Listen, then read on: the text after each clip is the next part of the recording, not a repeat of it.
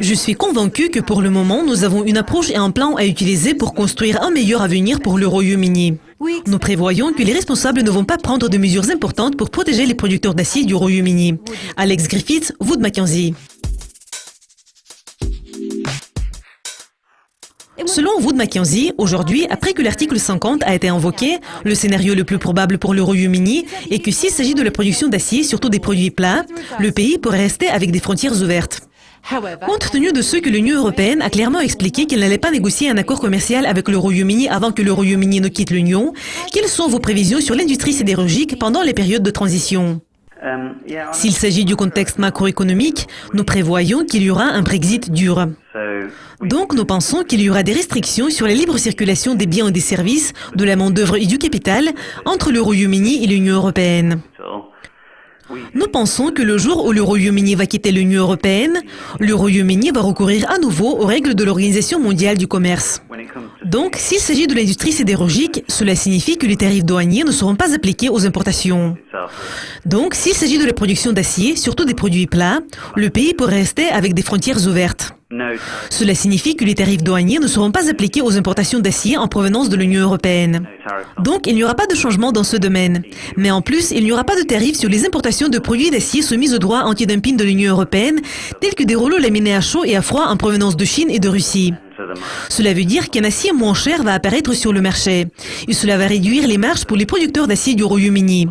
Et évidemment, les derniers auront du mal à opérer sur ce marché. Pour protéger les autres industries qui font une plus grande contribution dans le PIB britannique que l'industrie sidérurgique, pour respecter les règles de l'OMC et pour affirmer la position de négociation du Royaume-Uni sur l'avenir post-Brexit, nous prévoyons que les responsables ne vont pas prendre de mesures importantes pour protéger les producteurs d'acier du Royaume-Uni.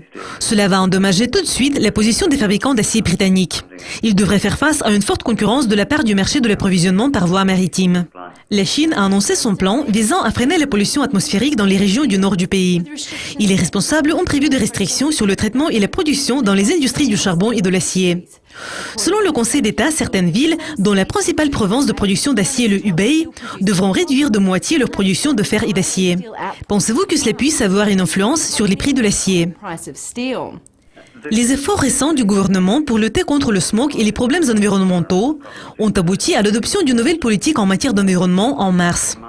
Son objectif est de contrôler la production des industries lourdes pendant la saison de chauffage qui s'étend normalement de la mi-novembre à la mi-mars. Au cours de cette période, les taux d'utilisation des hauts fourneaux dans les 4 villes concernées devront reculer au-dessous de 50%. Les réductions éventuelles de la production de métal chaud devraient être considérables. Elles devraient atteindre 14 millions de tonnes en 2017. Et si la Chine poursuit cette politique, le chiffre pourrait s'élever à 19 millions de tonnes en 2018. Cependant, l'impact éventuel sur la production sera beaucoup plus limité. Les fabricants d'acier dans les 4 villes peuvent produire plus d'acier et les commerçants peuvent augmenter leur stock en dehors de la saison de chauffage. En général, la politique du gouvernement ne devrait pas affecter les prix de l'acier. Mais la politique peut entraîner un risque à la hausse pour les prix de l'acier pendant les saisons de chauffage. Donc, s'il y a des limites à la production dans les 4 villes, surtout dans la région de Tianshan, qui est le principal producteur d'acier, nous pourrions voir un marché tendu pendant les saisons de chauffage. Surtout si la demande se renforce, comme c'était le cas au 4e trimestre de 2016.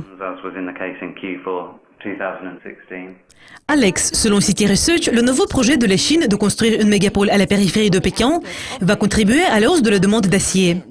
Donc, la consommation d'acier du pays pourrait augmenter de 12 à 14 millions de tonnes métriques. Cependant, la construction n'est pas prévue pour ces 10 prochaines années. Donc, à votre avis, pourrions-nous voir l'influence de ce projet sur le marché de l'acier dans un avenir proche? Je dirais que City Research a des prévisions plus optimistes sur la consommation d'acier requise pour ce projet que nous.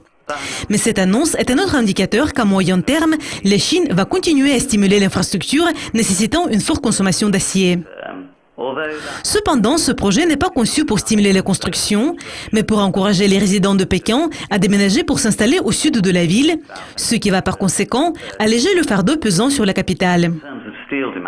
En ce qui concerne la demande d'acier, nous pouvons comparer ce projet à ceux conçus pour stimuler la croissance économique. Depuis de nombreuses années, le gouvernement chinois utilise la construction d'infrastructures comme un levier pour soutenir la croissance économique. Par conséquent, nous avons vu un véritable bond de la demande d'acier.